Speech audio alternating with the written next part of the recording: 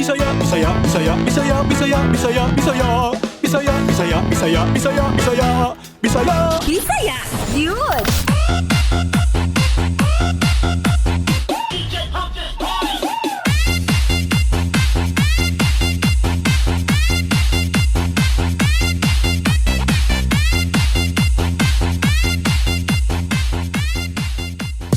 Mayong hapon sa mga kaigsunan natong Bisaya, sa Luzon, Visayas ug Mindanao, lakip ang mga overseas Filipino worker.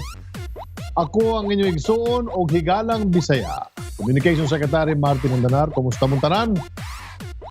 Patapos na ang buwan sa Mayo.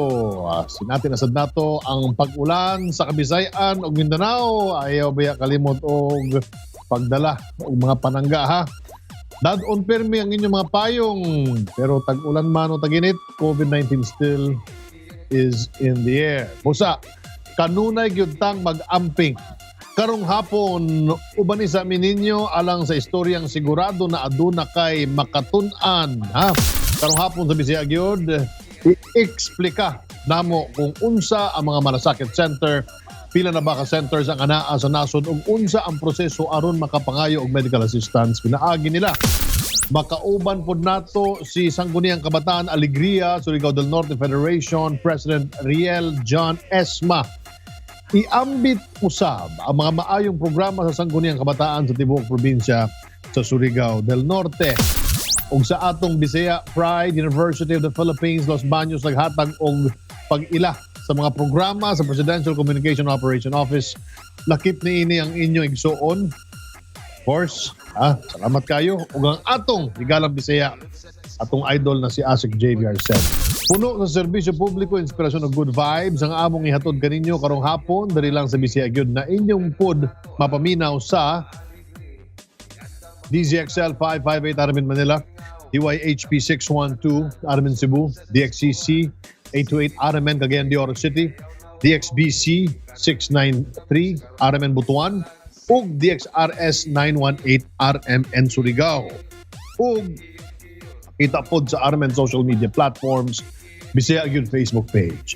Pwede sad mo kontak sa amo sa Bisaya Gyud sa among hotline number 0908-850-1364, 0917-848-6469. Good news sa tanan sa mga gusto og load diha ba mapa-estudyante man o para sa mga pamilya gusto ma-text o mataugan ang ilang mga loved ones. Panghatag ta og 100 pesos worth na load kini para sa pinakaunang 10 lucky winners. 10 lucky winners sa Globe, subscribers og 10 lucky winners pod sa Smart, no? So 20 kabok atong mga winners tanan-tanan. I-text ang inyong pangalan o ang inyong address, i-like, share, and message na dayon. Bisaya Gyud! Bisaya Gyud! Bisaya Gyud! Magsugod na ta sa mga ratsada sa balita. Take it away, Jay. Sa Region 7, ang kagamahanan sa siyudad sa Lapu-Lapu nakigtampayayong sa Department of Health Region 7 ug Office of the Presidential Assistant for the Visayas alang sa COVID-19 vaccination orientation. Si DOH-7 Chief Pathologist Dr. Mary Jean Loreche nagsilbing resource person sa emerging SARS-CoV-2 variants and vaccines. Nagtanyag nga ang mga COVID-19 vaccines nga adunay emergency use authorization, luwas ug epektibo labi na sa paglikay sa grabe ug makamatay na kaso. Gituki usab ni Dr. Loreche ang mga nagalain-laing pagsabot kabahin sa bakuna. Sila Mayor Junard Ahong Chan, Vice Mayor Celsi Sitoy ug mga councilor sa Dakbayan ug kapin sa gatos ng mga barangay kapitan ug konsehal mitambong usab sa orientasyon aron hisgutan ang mga sayop na impormasyon ug edukasyon nga nagpalangay sa master listing ug vaccination sa syudad. Sa Region 10, giapod-apod na sa kaduhang hugna sa mga benepisyaryo ang 25 nga dugang nga printer ngadto sa mga magtutudlo sa Kibawe, Bukidnon niadtong Mayo 26 ning tuiga. Ang 197 nagikan sa 324 ka mga printer units sa lokal na kagamhanan sa Kibawe ang nahatag na sa mga magtutudlo ug ang 127 ipangapod-apod pa lang. Ang gisulting programa mao ang tubag sa mga lokal na kagamhanan sa mga kinahanglanon sa mga magtutudlo ug estudyante karon na silang gipailalom sa distance learning program. Sa Region 13, nagpadayon ang pagbisita sa mga personahe sa City Agriculturist Office sa nagkadayang kabaranggayan sa siyudad sa Butuan, partikular sa mga asosasyon o kooperatiba aron ipangapod-apod ang libreng hybrid rice seeds. Mikabat sa 672 bags hybrid rice seeds ang ipanghatag sa 14 kabarangay ug isunod gilayon ang ubang barangay human makasumiti sa gikinahanglang rekisitos. Nasa 1,400 bags ang alokasyon sa Butuan LGU ug padayong ipanghatag ang 672 bags sa lain pang mga barangay. Bisaya Gyud! Bisaya Gyud! Bisaya Gyud! Daghang salamat, Jay! Kada Sabado diri sa Bisaya Gyud atong ginapakita ang mga istorya sa mga pasyente nga natabangan sa Malasakit Center sa lain-laing dapit sa nasod. Tungod ani, daghan ang interesado kung unsa ang buhaton aron makakuha og tabang gikan sa Malasakit Center. O karon among ipakita kaninyo kung unsa ba gyud ni nga programa. Kinsa-kinsa ang pwede matabangan kung asa pod ni sila makita. Let us watch this. Bisaya Gyud! Bisaya Gyud! Bisaya Gyud! Tuig 2018, gilungsad ang Malasakit Center na tumong ang makahatag og mas paspas na serbisyo sa mga kababayan nato nga nanginahanglan og medical financial assistance. Matagal po akong nanilbihan sa ating mahal na Pangulo for 23 years na po. At doon ko po napatunayan yung puso ni Pangulong Duterte, lalong-lalo na po sa mga mahirap. Marami pong lumalapit sa Davao City, may bit-bit po na hospital bill ng SPMC. Si Dr. Vega pa po ang namumuno niyan. Halimbawa, mga taga Surigao, mga taga General Santos City, mga taga Zamboanga, pumupunta po ng Davao at humihingi ng tulong. Sabi po ng COA, bawal po gamitin yung pera ng Davao City sa mga hindi residente ng Davao City. Which is legally correct po yun. Tama po. Pero doon ko po nakita yung puso ni Pangulong Mayor Duterte sa mga mahirap. Alam niyo yung bill, tinapon niya sa akin. Sabi niya, Bong, hanapan mo ng paraan, bayaran mo yan. Pag hindi mo nagawa ng paraan, bukas hindi na ako upo dito sa City Hall. Dahil hindi ko matiis yung mga kababayan ko kahit hindi residente ng Davao na tanggihan sila. Dahil para sa akin, Pilipino rin po ang mga yan. So talagang nagdurugo ang puso ng ating mahal na Pangulo, nung mayor pa po siya. Kaya nung naging Pangulo siya, sabi ko, ano ho bang konsepto na pwede nating gawing tulong sa ating mga kababayan? Kaya po, nung naging senador po ako, isinabatas natin ito. Ito pong una kong isinulong. Niadtong November 11, 2019, sa pagduso ni Senator Christopher Lawrence Bongo, ming pasar sa ikatulo ug ulahing pagbasa sa Senado ang Senate Bill 1076 o Malasakit Center Act of 2019 na mismong gisulat ni Kuya Bongo. Ug tungod sa kaayuhan na mahatag ani, December 19, 2019, gipirmahan sa dayon kini ni Pangulong Rodrigo Roa Duterte aron mahimong opisyal na balaod ang Republic Act No. 11463 o ang pagtukod sa malasakit centers sa tanang pampublikong ospital, ilalom sa Department of Health ug Philippine General Hospital. Ug niadtong 2020 State of the Nation Address sa Pangulo, gihatagan niini og pagdaig ang pagsulong ni Senator Bongo sa malasakit center sa nasod. The Malasakit Centers Act has proven to be a great help to our less fortunate citizens needing medical services through one-stop platform in government hospitals. We commend the initiative and work of Senator Bongo in this regard, as well as other significant pieces of legislation as of today. These centers will be of great help in ensuring that our people remain healthy and resilient during these challenging times. Unsa ang Malasakit Center? Ang Malasakit Center, usa ka one-stop shop na dawatan diin makita ang mga representante sa mga musunod na ahensya. Ang Department of Health o DOH, Department of Social Welfare and Development o DSWD, Philippine Health Insurance o PhilHealth, ug Philippine Charity Sweepstakes Office o PCSO. Nasa loob na ho ng hospital yung 4 na ahensya ng gobyerno para hindi na po sila lumabas at humingi ng tulong. Sabi ko, bakit kailangan magmakaawa ang ating kapwa Pilipino? Sa totoo lang po, Pera nila yan. Sa kanila po yan. So ibalik natin sa kanila sa mabilis na paraan. Ang mga giingon ng mga ahensya sa gobyerno, susihon ang final billing, lakip ang mga rekisito aron mahibalan kung pila ang pwedeng makaltas sa final billing sa pasyente.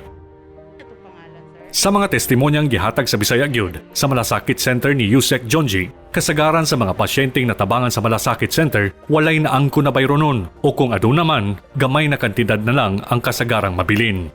Aduna po'y higayon na pwede pod makakuha og libreng tambal sa Malasakit Center apan nakadepende ra pod sa availability. Wala po yun, may mga trabaho. Isod ka ay mahal. Ang Malasakit Center makita sa mga pampublikong ospital sa lain-laing dapit sa nasod. Sukad niadtong tuig 2018 hangtod sa kasamtangan, May 2021, nakaabli na og 117 ka mga Malasakit Center sa tibuok nasod. Sa Luzon adunay 63, sa Visayas 26 ug sa Mindanao 27 ka mga Malasakit Centers. Matod sa balaod, ang Malasakit Centers makita lang sa mga pampublikong ospital. Ang mga pasyente nga naka-confine lang sa ospital na adunay dawatan sa Malasakit Center ang pwedeng mahatagan og tabang. Dili usab pagadawaton ang mga bayronon sa mga pasyente nagikan sa laing mga ospital. Mahimo pod na bayaran sa Malasakit Center ang bayronon sa tambal sa usa ka pasyente basta naka-confine kini sa ospital na adunay Malasakit Center. Dili makahatag og reimbursement sa tambal ang Malasakit Center kung ang resibo niini nagikan sa pribadong butika. Pila pod ang matangtang sa hospital bill sa pasyente.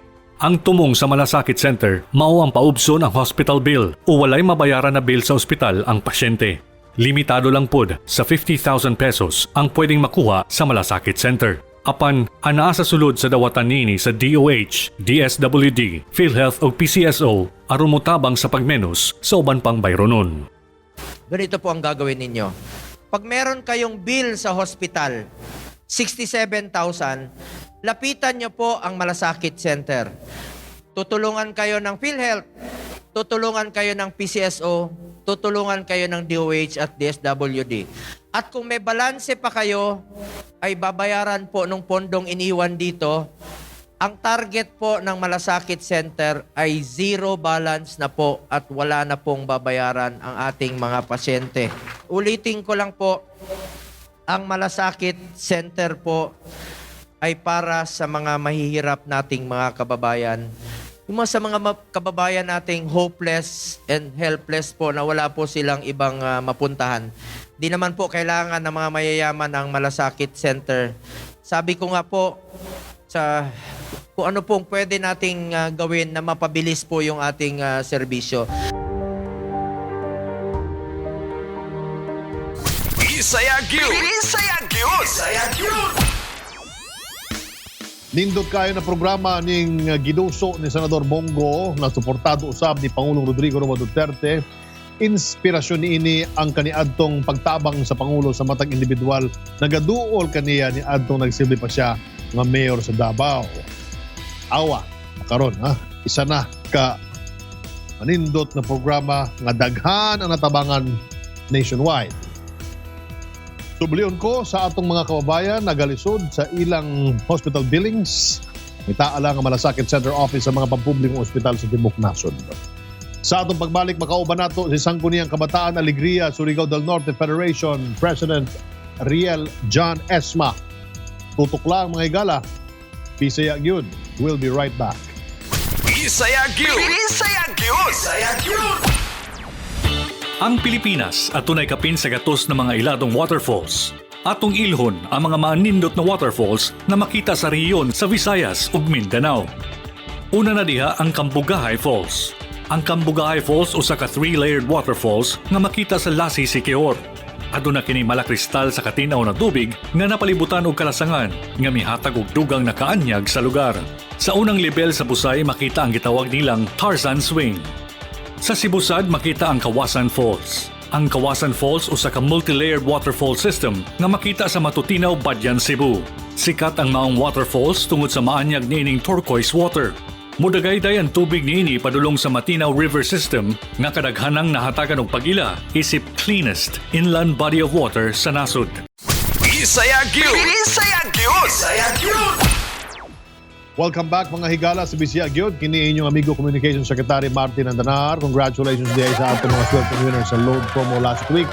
Na po 20 kabuk si Eliza Morados, Cagayan de Oro City, Melody Barreta, Bacolod City, Paulo Cordero, Antique.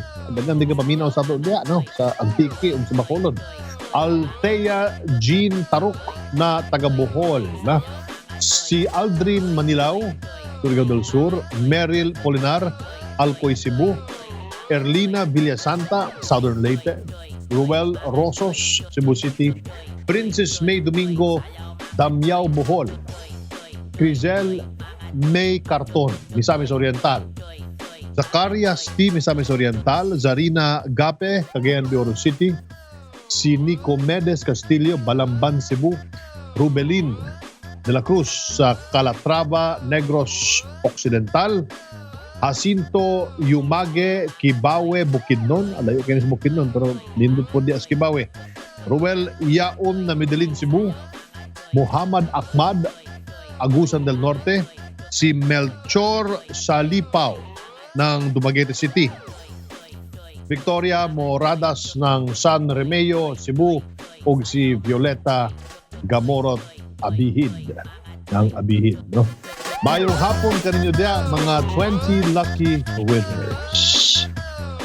Bisaya Gyud! Bisaya Gyud! Bisaya Gyud! Tuig 2018, unang nahimong prioridad sa sangguniang kabataan sa lungsod sa Alegria, Surigao del Norte, ang pagbutang og internet connection sa mga suok nga lugar sa Alegria. Ug karon nagplano pud sila nga tambayayong sa dawatan sa Department of Information and Communication Technology o DICT aron makapahimutang og computer set isip tabang sa mga kabataan unang estudyante. Aron may balaan ang uban pa nilang plano, programa o proyekto atong makahinabi karong hapuna si Sangguniang Kabataan Alegria Surigao del Norte Federation President Riel John Esma. Maradyaw na hapon sa imo, John. Maradyaw na hapon, Sec Andanar. Maradyaw na hapon po sa tanan nga namati sa ato karon. John, pakidetalye sa atong tigpaminaw ug sa mga nananaw ang inyong planong computer sets para sa mga estudyante o kumusta po sila karon nga adunay posibilidad na ma-extend ang distance learning program sunod school year. Okay, so sa karon Sec, syempre di magazon nato madinay nga dili tanan estudyante maka-afford gud sa distance learning or sa online classes because for some of them it's very costly, no? Gasto sila sa load. So it's a good thing last 2018 we were able to implement a project which is ang pagpatukod or ang pagpataod og Wi-Fi, public Wi-Fi for educational purposes sa mga batan-on dinhi sa Alegria. And sa karon is makiglabi nami plano nga makiglabi sa DICT.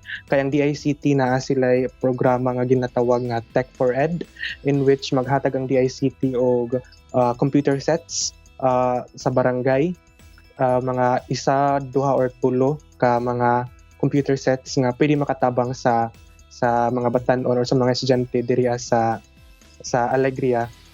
Actually, ang among barangay sa poblasyon isa na sa among project nga na-implementar na before pa ang COVID. So nahatagan mi og tulo ka computer sets para giagikan sa DICT, and sa karon is gina-encourage na ho ang mga SK chairman nga makiglabi sad sila sa DICT.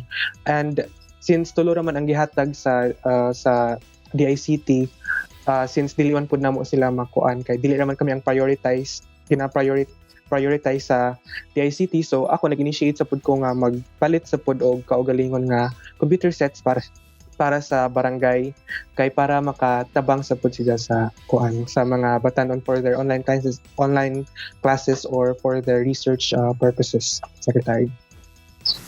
Usapod sa inyong mga programa ang pag-alalay sa mga out-of-school youth sa inyong lungsod. Unsa pod ning programa kaning pagtabang ninyo sa mga kabatan-unan nga wa mag-eskwela? Mm-hmm. So recently, Secretary, nakakuha namin og data sa mga out of school youth diriya sa barangay. So kami nagplano nga together with together with the DSWD headed by our MSWDO at the same time LYDO nga si Ma'am Arlene Pasyaga Biligno nga ma-enroll na to ang mga out of school youth sa TESDA, no? Pero ang courses din is syempre nagdepende ra gyapon sila sa TESDA kung unsa nga courses ang ilang i-offered. So by batch nato sila nga ipa-enroll dito sa TESDA kay para napod sila new skills or knowledge nga makatunan and para pud napod sila other source of income nga maisip or makatabang sa ila. Secretary. Kalabot sa pandemya, giunsa pod nato pag-extend og tabang sa atong mga kababayan ni adtong kasagsagan sa lockdown. So sa pag-lockdown, Secretary, very lisod gud siya no nga time katong during lockdown, and we were able to help man support sa constituents namo diriya sa Alegria through donation drives. Ang mga SK matag barangay is nag-donate og several sacks of rice, canned goods, mga noodles ug unsa pa dira. And then we nakapaghatag pud mi og oral hygiene kit sa daycare centers sa matag barangay. And naapo dira ang paghatag namo during the lockdown, naghatag mi og face mask and face shield. And since pag lockdown gisugod naman ang pag-online class, no? So naghatag pud mi og bond papers sa mga eskwelahan dinhi sa Alegria. Gataas ang kaso sa depresyon sa mga kabatan-unan tungod sa mga istriktong implementasyon sa mga patumang balaod, no? Doon na ba mo'y programa na makatabang nila kanang makahatag nila og kalingawan? Mm-hmm. So aside sa skyrocketing number of cases sa COVID-19, no, I think that it's very important sa pod na pagtuunan po nato og pansin ang mental health, most especially sa mga batan-on, considering the fact nga naanatay daghan nga cases pod suicidal cases among the youth because of stress, no? So isa sa mga programa namo or sa mga activities namo is ang pag-implement ng mga online activities, for example ML tournament, na napodira ang TikTok challenges, no, nga ginasabit ng mga batan-on, and then naasab pud din ang poster making. And sa karon is naami ginamugna, no, nga sports clinic. So we make use of the situation sa pod to introduce new sports sa mga batan-on kay para dili ra pud sila mag-focus sa tanang basketball, no, nga pwede pud sila maka-venture out sa other sports or kilaya sa lain-lain nga mga sports nga nag-practice og social distancing or safety protocols ng IATF. And sa karon is nami kuan nga kanang sports clinic para sa frisbee, you know, karon. So I hope nga tangkilikon pud sa mga batan-on sa pagkakaron kay para ma-divert pud ang ilang huna-huna gikan sa stress para ma-relax pod sila sa ilang kakapoy sa pagbuhat sa ilang modules, Secretary. Aron makabot nato ang herd immunity, bakbakan na po ang bakuna sa atong gobyerno sa publiko ug niadtong unang semana lang sa Mayo, nagsugod na po ng inyong lungsod sa pagbakuna kontra COVID-19, ano? Kumusta ang pagdawat sa inyong mga kababayan, ani? For some of the Alegrianons, they were very happy and excited para mavaksinan, no? But still naadjud tay mga tawo nga reserved na or naay mga reservations when it comes to being vaccinated, no? Considering the fact nga na naay mga side effects pwede ani, no, like we could have chills, pwede ta mahilantan or unsa pa din ha. However, I don't think na dapat ta mabalaka because at the end of the day naaman sa dang atong RHU nga mo alagad sa ato together headed by our MHO or our municipal health officer, no, nga mohatag pud og advice if ever pwede ka or dili sanay ka ma-vaksinan for the meantime, no, Secretary. Basin adun na kay panawagan, mensahe o pahinumdum sa atong mga kababayan sa Alegria, Surigao del Norte. John, please go ahead. Ako manawagan ako sa tanan Alegrianhons, no, nga please do follow safety protocols and I hope sa pud no nga magtinabangay ta, no, most especially pagtuon na to og pansin nga atong mga batanon considering isa sila sa mga stress pod di aning pandemya, no, kay naa natin mga suicidal cases nga na-record diriya sa atong nasod because of this pandemic, no. So I hope nga we need to spread positivity and let us help one another para ma-uplift ang atong kinabuhi, and I do hope pod nga through our efforts, no, we would be able to kanang mapawaya na nato ang pandemya. Dagang salamat, Sangguniang Kabataan Alegria, Surigao del Norte Federation President Riel John Esma. Mabuhay ka. Salamat po, Secretary Andonar. Mabuhay po ka. Bisaya Gyud! Samtang ato usab susihon na ang mga nahimong programa sa Sangguniang Kabataan sa tibuok probinsya Surigao del Norte nga katimbang ang ilang mga kabatanunan. Let us watch this. Karong bulan sa Mayo, nag-apod-apod og 335 prepaid Wi-Fi ang Sangguniang Kabataan sa Surigao del Norte sa panguna ni Sangguniang Kabataan Federated President ug Board Member Angelo Jess Lagos, SK Chairman sa Mainland ug Siargao. Malipayong gidawat sa mga lider sa kabatanunan ang prepaid Wi-Fi na magamit silang mga barangay aron matubag ang panginahanglanon sa mga kabatanunan labi na karong panahon sa pandemya. Suportado ang maong proyekto sa kagamhanang probinsyal sa Surigao del Norte sa panguna ni Governor Francisco Lalo Matugas ug Vice Governor Eddie Gid Gukiange Jr. Dagang salamat, Sangguniang Kabataan sa Surigao del Norte, sa inyong pag-alalay sa mga estudyante sa inyong probinsya. Don't go away. We will be right back. Bisaya Gyud! Ang Pilipinas atunay kapin sa gatos ng mga iladong waterfalls. Atong ilhon ang mga maanindot na waterfalls na makita sa rehiyon sa Visayas ug Mindanao. Sa Caraga Region, makitaan ang Tinoyan Falls. Ang Tinoyan Falls, usa ka multi-tiered waterfalls nga makita sa Bislig City, Surigao del Sur. Nailaw sab kini isip pinakalapad nga waterfall sa tibok Pilipinas nga gidumala sa Tourism Office sa Bislig ug Manobo Tribal Council. Samtang ang Bega Falls, usa ka maanyag na waterfall nga makita sa Prosperidad, Agusan del Sur. Aduna kini upat ka mga major waterfalls ug 23 ka mga gagmay nga falls. Bisaya Gyud! Welcome back sa Bisaya Gyud. Kini inyong higala, Communications Secretary Martin Andanar. Mayong hapon diya sa mga igsuon natong mga taxi drivers, jeepney drivers o sa uban pang mga frontliners na naminaw karon sa Bisaya Gyud. Bisaya Pride sa Takaron.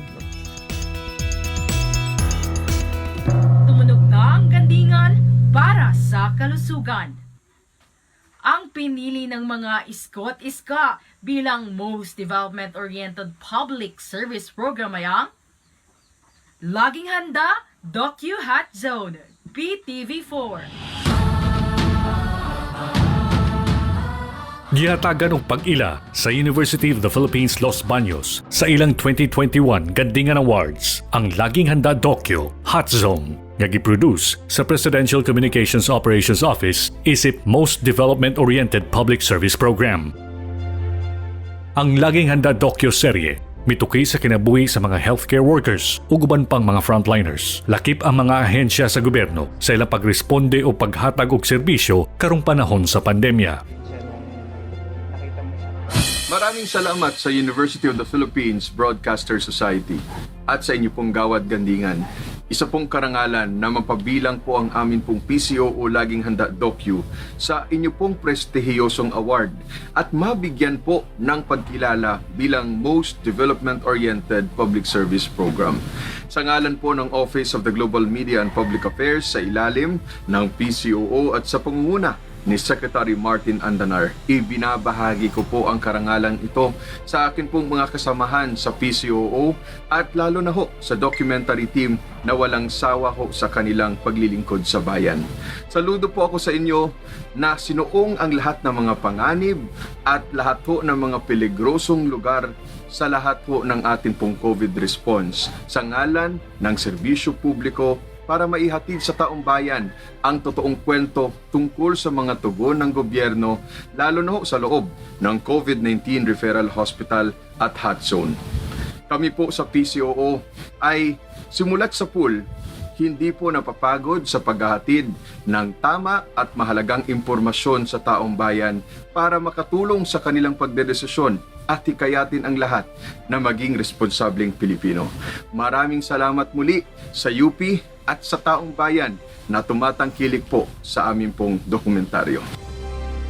Finalist sa kategoryang Best AM Radio Program Host, si Presidential Communications Operations Office Secretary Martin Andanar sa iyang mga programang Chords X Podcast ug Cabinet Report. Finalist usab sa kategoryang Best TV Program Host, si PCOO Global Media Affairs Assistant JV Arsena sa uban pang hilisgutan sa Laging Handa Tokyo Serye. Ginahatag ang gandingan sa University of the Philippines Broadcaster Society isip pag-ila sa mga programa ug media practitioner sa ilang mga talagsaon na kontribusyon sa nasod pinaagi sa ilang mga storya ug gama. Mapasalamaton ko sa nadawat na pag-ila kanato gikan sa University of the Philippines Los Baños 2021 Gandingan Awards. Lakip usab nini ang pag-ila sa atong igsuon na si Asik JV Arsena o sa usab ka Bisaya gyud. Daghang kaayong salamat sa inyong pagsuporta sa mga programa namo diri sa Presidential Communications Operations Office. Usa kini ka inspirasyon para sa among dawatan aron mas ayuhon pa namo ang paghatag og balita ug istorya nga napapanahon sa atong mga kababayan. Mga igala, diri na po natapos ang inyong programang kanunay nga anda mo tabang sa atong mga kaigsunan Bisaya. Daghang salamat sa atong nakauban sa Guniang Kabataan ng Alegria, Surigao del Norte Federation President Riel Janesma. Magkita na sadta sunod Sabado. Di lang sa Bisaya gyud na inyo madunggan sa DZXL 558 Armen Manila, DYHP 612 Armen Cebu, DXCC 828 Armen Cagayan de Oro, DXBC 693 Armen Butuan, DXRS 918 Armen Surigao. Kung makita sa social media platform sa Armen Facebook page o Bisaya Gyud Facebook page. Pwede sad makontak ang Bisaya Gyud sa among hotline number 0908-850-1364, 0917-848-6469. Share, like, and message dayon. Ako ang inyong igsuon o Igalang Bisaya, Communications Secretary Martin Andanar, amping pirmi magampo o magkita-kita tag-usab mga bay. Dari lang sa Bisaya Gyud. Bisaya, Bisaya, Bisaya, Bisaya, Bisaya, Bisaya, Bisaya, Bisaya, Bisaya, Bisaya, Bisaya, Bisaya, Bisaya, Bisaya Gyud.